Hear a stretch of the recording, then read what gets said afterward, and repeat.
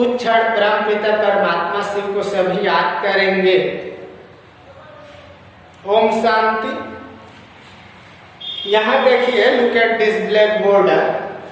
Class 12 subject English, lesson number 4, heading है direct और इसमें आज पढ़ेंगे पैराग्राफ फर्स्ट और सेकंड। उसके पहले विद्यार्थियों को मैं जो रेड क्राफ्ट पार्ट है उसके लेखक के बारे में थोड़ा बहुत बतलाना चाहता हूँ। ध्यान से सुन लीजिए। इसके राइटर कौन है? सेल्मा लेगार्लो। तो सेल्मा लेगार्लो जो है रेड क्राफ्ट के लेखक हैं प्यारे। सेल्मा लेगार्लो 1858-1940 अर्थात 1858 से 1940 तक का इनका कार्यकाल रहा है। Was a Swedish writer whose I stories have been translated into many languages. कहने का तात्पर्य है, एक स्वीडिश लेखक थे सेल्मा लेगार्लो, जिनकी कहानियां कई भाषाओं में अनुवाद की गई है। A universal theme runs through all of theme। इन सब में एक शाश्वत विषय होता है। A belief that the essential goodness in a human being can be acted through understanding and love। एक विश्वास की मनुष्य में निहित अच्छाई को समझ बूझ एवं प्रेम के जागृत किया जा सकता है। This story set amidst the mines of Sweden rich in iron और which figure large in the history and the legends of that country. The story is told somewhat in the manner of a fairy tale। इस कहानी को Sweden की खानों के मध्य रचा गया है। खानों अर्थात कोयला का खदान भी होता है, किंतु ये कोयला का खदान वाला खान नहीं है, लोहे के अयस्क वाला खान है। वहीं पर क्या किया गया है, उसी के मध्य इस स्टोरी को रचा गया है, कहानी को रचा गया है, जो लोहे के अयस्क से परिपूर्ण है, जिसको वहां के इतिहास एवं गाथाओं में काफी स्थान प्राप्त हुआ है। इस कहानी को एक परिकथा की शैली में कहा गया है। तो ये रेथा लेखक के बारे में। अब लेकर चलता हूं मैं आप लोगों को फर्स्ट पैराग्राफ की ओर। देख लीजिए। Once upon a time there was a man who went around selling small red traps of wire. He made thin himself at odd moments from the materials he got by beginning in the store. Stores are at the big farms, but even so the business was not especially profitable. So he had to resort to both digging and pity the very to keep body and soul together. Even so his clothes were in rags, his cheeks were sunken, and hunger gleamed in his eyes. No one can imagine how sad and monotonous life can appear to such a vagabond who plods along the road left to his own meditation, but one day this man had fallen into a line of thought which really seemed to him entertaining. He had naturally been thinking of his rat traps when suddenly he was struck by the idea that the whole world about him, the whole world with its lands and the seas, its cities and the village, was nothing but a big rat trap. It had never existed for any other purpose than to shed bits for people. It offered the riches and the joys, shelter and the food, head and the clothing, exactly as the rat trap offered the cheese and the pork. And as soon as anyone let himself be tempted to touch the bait, it closed in on him, and then everything came to an end. The world had, of course, never been very kind of him, so it gave him unwanted joy to think ill of it in this way. It became a cherished pastime of his during many daring plottings to think of people he knew who had let themselves be caught in the dangerous snare, and of others who were still circling around the beds. तो ये था first paragraph. Word meaning देख लीजिए। मैं यहाँ बतलाया हूँ, red trap का क्या बतलाया? चूहेदानी, अर्थात रेड ट्रैप्स, इसमें एस लग गया तो चूहेदानियां हो गया। और आड मोमेंट्स मिस होता है प्यारे, अनियमित क्षण।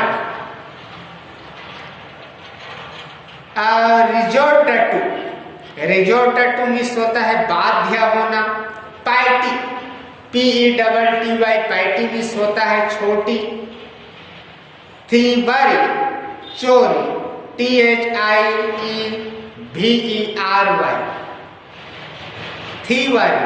थीवरी मिस चोरी। एंड सोल टूगेदर, जीवित रहने के लिए। To keep body and soul together, इसका अर्थ होता है जीवित रहने के लिए। रैगजम, चिथड़े। शंकर, धसा हुआ। रलिंद, चमकती थी। और मोनोटोनस, उबाऊ। बैकबान मिस होता है धुमक्का। प्लाइड, थका हुआ चलता है। और मेडिटेशन, चिंतन मनन करना। मेडिटेशन, चिंतन करना या मनन, चिंतन मनन कहना चाहिए। बेट्स मिस होता है प्यारे, ललचाने के लिए रखा जाने वाला भोजन या चारा। आप लोग देखे हैं ना, जैसे कि क्या है, बहुत से घरों में चूहों का वास होता है, रैट। तो उसको पकड़ने के लिए लोग क्या करते हैं, अपने तौर तरीके के माध्यम से फांदा फुटका लगाए रहते हैं, ताकि क्या है, चूहे उसमें घुसकर पकड़ा जाए आसानी से।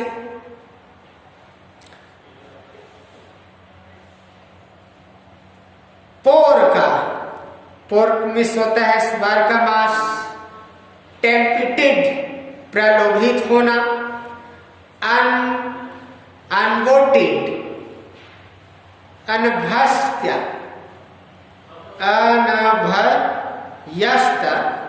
और इल का होता है बुरा। चेरिश मिस होता है प्रिय, संजोए रखना। और डियारी, निराश होता है डियारी का। स्नेयर, फंदा। स्नेयर क्या होता है? फंदा।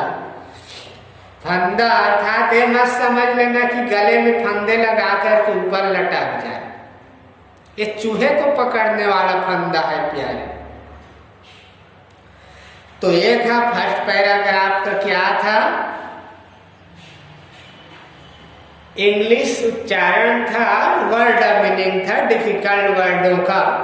अब स्टोरी देख लीजिए क्या है। वंस अपॉन ए टाइम कहने का तात्पर्य एक समय एक आदमी था जो छोटी छोटी तारों से क्या करता था, बनी चूहेदानियों को बेचता था। घूमता फिरता था, वह इन्हें इच्छानुसार कभी भी बना लेता था।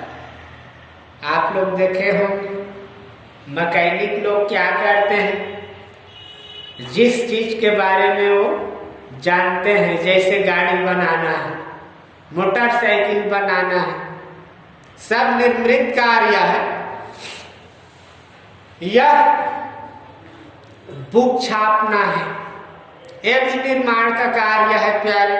उसी प्रकार से जो एक समय की बात है, एक व्यक्ति रहता था, वह छोटे छोटे तारों से क्या करता था, चूहेदानियां, बनी हुई चूहेदानियों को बेचता था, इधर उधर घूमता फिरता था। वह जब अपने इच्छा अनुसार जब चाहे वह चूहेदानी को बना सकता था।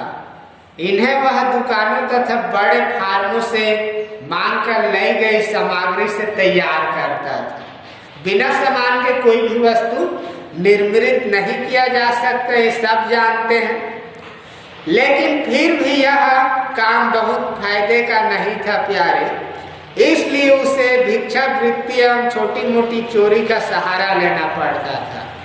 किसको? उस व्यक्ति को, आदमी को, वह स्वयं को जीवित रख सके। इसलिए क्या करता था, छोटा मोटा चोरी करता था और भिक्षा वृत्ति का कार्य करता था। फिर भी उसके कपड़े चिथड़ों के रूप में थे, उसके गाल अंदर बैठे हुए थे तथा भूख उसकी आंखों से झकती थी। यहाँ पर बोला है, देख लीजिए, even so his cloth were in drags, his cheeks were sunken and the hunger gleamed in his eyes। ज्यादा इनकम नहीं होता था, किंतु अपने आप को जीवित रखने के लिए वह क्या करता था, चूहेदानियों को, बनी हुई चूहेदानियों को घूम फिर कर बेचा करता था। और उसके साथ साथ देख लीजिए, वह दुकानों एवं बड़े फार्मों से क्या मंगवाता, चूहेदानी बनाने के लिए सामग्री को मंगवाता था। और इतना में भी उसका पालन पोषण नहीं हो पाता था, इसलिए वो क्या करता था, छोटा मोटा चोरी करता था या भिक्षा वृत्ति उसमें निहित था प्यारे। No one can imagine how sad and monotonous, कोई भी कल्पना नहीं कर सकता कि ऐसे घुमक्कड़ व्यक्ति के लिए जीवन कितना निराश एवं दुख भरा प्रतीत हो सकता है, जो सड़कों के किनारे थके हुए कदमों से चलता रहता है और अपने ही चिंतन में खोया रहता है। लेकिन एक दिन यह व्यक्ति एक ऐसी चिंताधारा में पड़ गया था जो उसे वास्तव में मजेदार लगी। स्वाभाविक रूप से वह अपनी चूहेदानियों के बारे में सोच रहा था कि अचानक उसके दिमाग में एक विचार आया कि उसके चारों ओर की सारी दुनिया, जिसमें इसकी जमीनें तथा समुद्र, इसके शहर एवं गांव शामिल है, एक बड़ी चूहेदानी के अतिरिक्त कुछ नहीं थी। भावार्थ समझ रहे हो क्या कह रहा है? The whole world with its land and the sea, its cities and the village was nothing but a big rat trap. Big rat trap। ये सारा संसार जो है प्यारे, ये दुनिया जो है एक चूहेदानी के समान है, ऐसा राइटर महोदय ने संसार का तुलना चूहेदानी के साथ किया है। देख लीजिए, यह दुनिया किसी और उद्देश्य के लिए नहीं थी सिवाय लोगों को ललचाने के लिए, फंसाने के लिए, चारा डालने के। यह लोगों को धन दौलत एवं खुशियां, घर एवं भोजन, गर्माहट एवं कपड़े आदि प्रस्तुत करती थी। ठीक उसी तरह जैसे चूहेदानी चूहों को चीज ऊश्वर की मांस प्रस्तुत करती है, और जो ही कोई अपने आप को ललचाए जाने तथा फंसाने के लिए ललचाए रखी गई सामग्री को छूने की इजाजत देता था, तो दुनिया रूपी चूहेदानी बंद हो जाती थी और फिर सब कुछ समाप्त हो जाता था। ऐसा सेल्मा लेगरलोक जी कह रहे हैं। समझ तो आ रहा होगा। ये जो सृष्टि है प्यारे, ये चूहेदानी के ही समान है। व्यक्ति क्या करता है, लालच में किसी न किसी चीज में इस सृष्टि में फंसा रहता है। इंसान को क्या चाहिए? रोटी, कपड़ा, मकान और साथ साथ खुशी और आराम चाहिए। राइटर ने यहाँ पर स्पष्ट कर दिया है, सृष्टि क्या है? चूहेदानी के समान है। चूहेदानी में क्या किया जाता है प्यारे? चूहेदानी में देख लीजिए, चूहे की जो दानी है, कहने का मतलब चूहे पकड़ने का जाल है, तारों से बना जाल, उसके मुंह तरफ को खोलकर रखे रहते हैं और अंदर में कुछ भोजन डाल दिए हैं चूहों के लिए। जैसे ही चूहा वहां घुसा, इधर से ढककर बंद, जाल में फंस गया चूहा। उसी प्रकार से क्या है, सृष्टि भी है, संसार भी है। The world had of course never been very kind to him. यह दुनिया उसके लिए कभी भी बहुत दयालु नहीं रही थी। इसलिए इस तरह दुनिया के बारे में बुरा सोचकर उसे अस्वाभाविक आनंद मिलता था। यह उसके लिए एक प्रिय मनोरंजन बन गया था। कई निराश थकाऊ पद यात्राओं के दौरान उन लोगों के बारे में सोचना जिन्हें वह जानता था, जिन्होंने स्वयं को खतरनाक फंदे में फंसने दिया, तथा उन लोगों, अन्य लोगों के बारे में सोचना जो ललचाने वाले भोजन चारे के चारों ओर अभी भी चक्कर लगा रहे थे। मजा आ गया होगा। फर्स्ट पैराग्राफ इतना अच्छा है, तो इसका अंदर भाग कितना अच्छा होगा। अब देखते हैं प्यारे पैराग्राफ सेकंड। ये था paragraph first.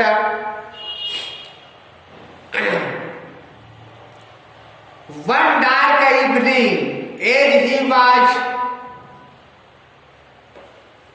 trudging along the road, he caught sight of a little grey cottage by the roadside, and he knocked on the door to ask a shelter for the night. Nor was he refused. Instead of the soul face which ordinarily met him, the owner, who was an old man without wife or child, was happy to get someone to talk to in his loneliness. Immediately he put the porridge pot on the fire and gave him supper. Then he covered up such a big slice from his tobacco, rolled that it was enough both for the stranger's pipe and his own. Finally he got out and rolled a pack of cards and played enjoys with his guest until bedtime. The older man was just as generous with his confidence as with his porridge and tobacco.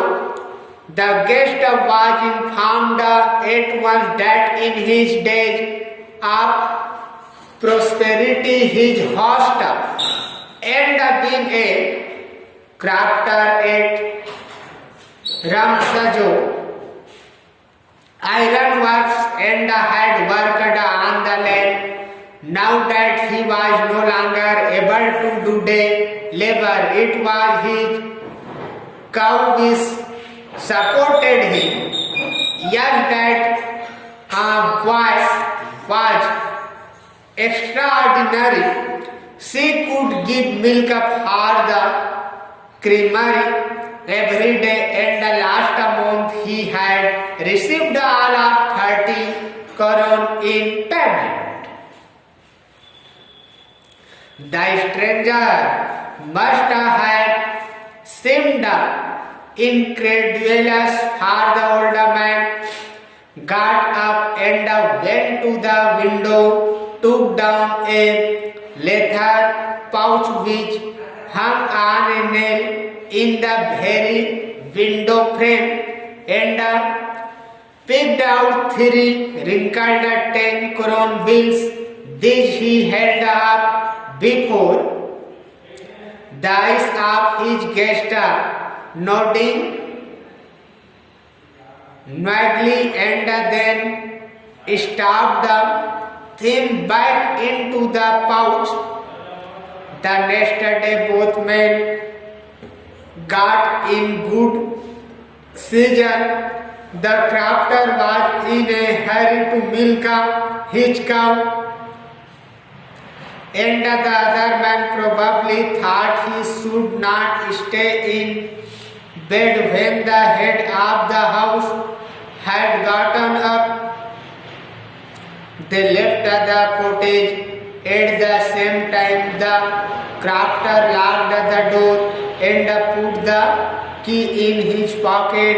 The man with the red cap said goodbye and thank you, and ruffian each went his own way. But half an hour later the red trap peddler stood again before the door. He did not try to get in. However, he only went up to the window, smashed a pan, stuck in his hand, and got hold of the pouch with the 30 crown. He took the money and thrust it into his own pocket. Then he hung the leather pouch very carefully back in its place and went away.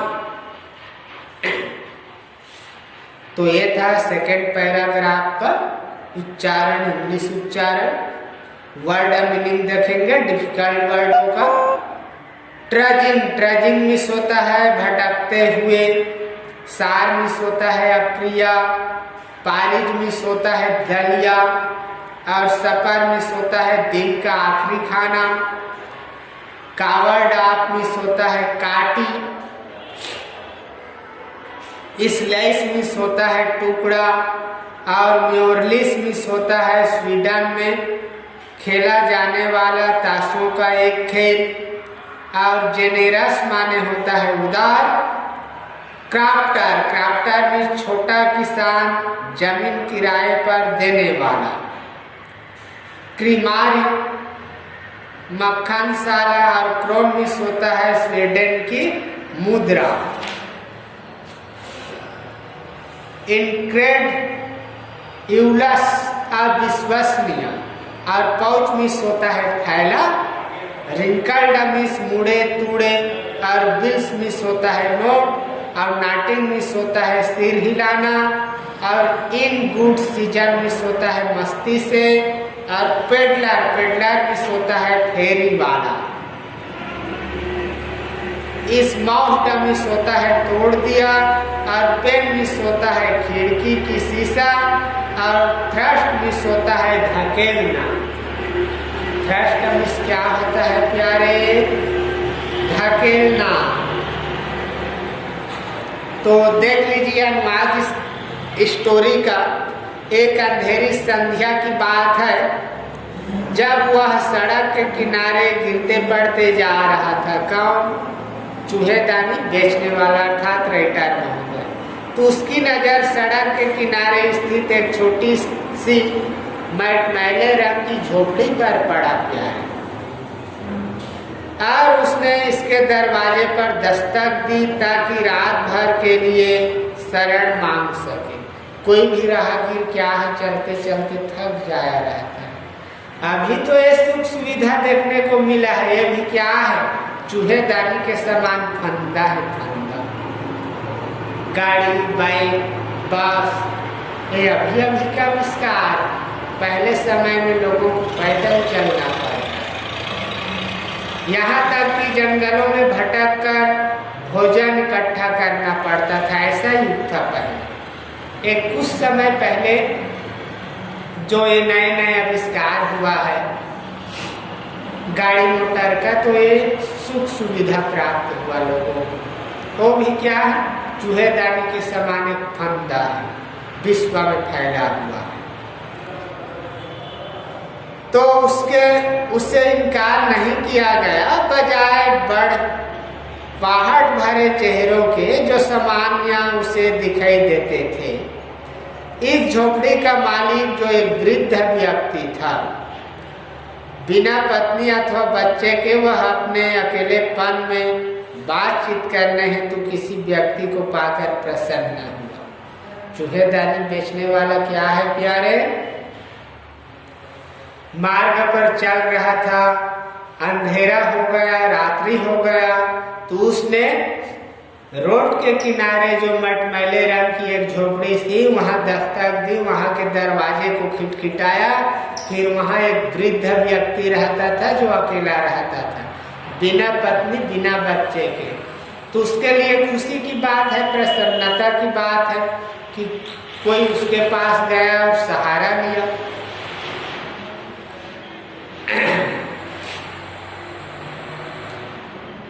उसने तुरंत आग पर डलिया डाल चढ़ा दिया और उसे शाम का भोजन दिया। फिर उसने अपने तंबाकू के पीठ से इतना बड़ा टुकड़ा काटा कि यह अजनबी, स्ट्रेंजर अर्थात अजनबी तथा उसकी स्वयं की चिल्लम के लिए पर्याप्त था। अंत में उसने ताश की एक पुरानी गड्डी निकाली और अपने मेहमान के साथ जो सो जाने के समय तक माजोलिस नामक खेल खेलता रहा। देख लीजिए, वृद्ध व्यक्ति अपनी गोपनीय बातों में भी उतना ही उदार था जितना तंबाकू या हुलिया के मामले में था। मेहमान को तुरंत बता दिया कि समृद्धि के दिनों में उसका मेजबान वृद्ध व्यक्ति रेमसजो आयरन वर्कर्स में एक बाड़े वाला था और जमीन पर काम कर चुका था। अब जब वह दिन की मेहनत करने में समर्थ नहीं रहा तो उसकी गाय ही उसका सहारा थी। हाँ, वह तगड़ी गाय असाधारण थी। वह रोजाना मक्खन शाला में भेजने हेतु दूध देती थी और पिछले महीने वृद्ध व्यक्ति 30 करोड़ की रकम दूध के बदले प्राप्त की थी। जो झोपड़ी का मालिक था उसके पास एक गाय था। अब वह वृद्ध हो चुका था झोपड़ी का मालिक रैमसेज। तो क्या करता था, बड़े गाय रखा था असाधारण था गाय, उससे दूध निकालता था, मक्खन बनाता था, उसको बेच देता था। तो पिछले महीने की ही बात है, उसको 30 करोड़ पैसे मिला था। अजनबी को अवश्य ही अविश्वसनीय लगा होगा, क्योंकि वृद्ध व्यक्ति उठा और खिड़की पर पहुंचा, एक चमड़े की थैली उतारी जो खिड़की के फ्रेम से एक खूंटी पर लटकी थी, और उसमें से 10-10 के 3 नोट निकाले, 10-10 करोड़ के, और उस अजनबी को बतला दिया प्यारे,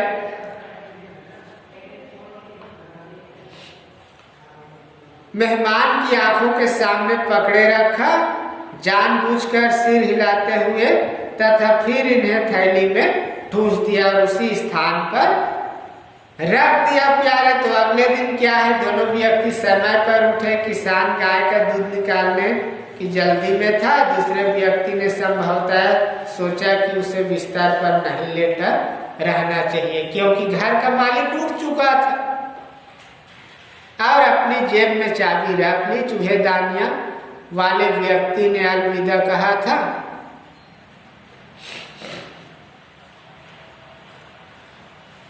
तो देख लीजिए, वे दोनों झोपड़ी से एक ही समय रवाना हुए। किसान ने दरवाजे पर ताला लगा दिया और चाबी अपनी जेब में रख लिया। चूहेदानी वाले ने क्या कहा, अलविदा कहा, धन्यवाद कहा, और फिर प्रत्येक अपने अपने रास्ते चला गया। लेकिन आधा घंटे बाद चूहेदानियां बेचने वाला फेरी वाला पुनः दरवाजे पर आ खड़ा हुआ। फिर भी उसने अंदर घुसने की कोशिश नहीं की, वह केवल खिड़की पर पहुंचा, एक शीशा तोड़ा, हाथ अंदर डाला और 30 करोड़ वाली थैली को पकड़ा। उसने धन निकाला और इसे अपनी जेब में ठूस लिया। फिर उसने चमड़े की थैली को बहुत सावधानी के साथ इसके स्थान पर लटका दिया और चला गया।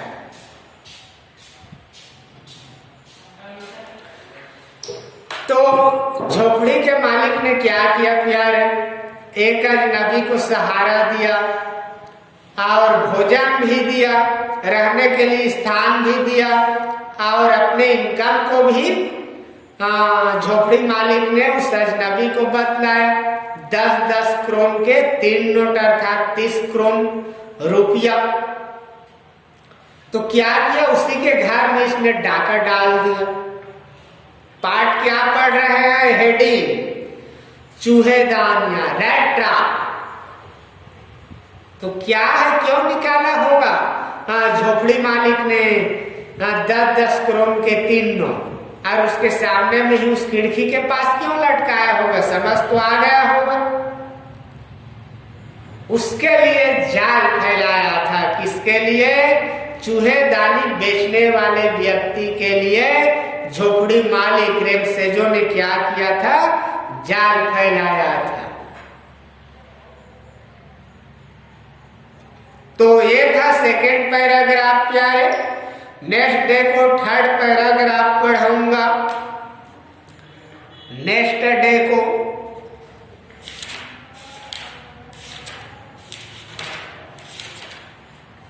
प्रश्न नोट कर लेंगे विद्यार्थी। अदर इंपोर्टेंट क्वेश्चन से शॉर्ट आंसर टाइप क्वेश्चन, बहुत ही इंपोर्टेंट लेसन है ये। और इंपोर्टेंट क्वेश्चन देख लीजिए। Question number first, who was the peddler, what did he sell and how did he make thing. Peddler कौन था, वह क्या बेचता था और उन्हें कैसे बनाता था। Question number of second, question number of third, question number of fourth, और question number of 6, question number of 5 को भी 7, 8, 9, 10, 11। What did the peddler realize being in the forest? How did the peddler come to the far edge of the ransejo iron workers? Peddler Ransejo iron workers के लव खाने में कैसे आया? तो प्यारे, यही अपनी वाणी को विराम देता हूँ।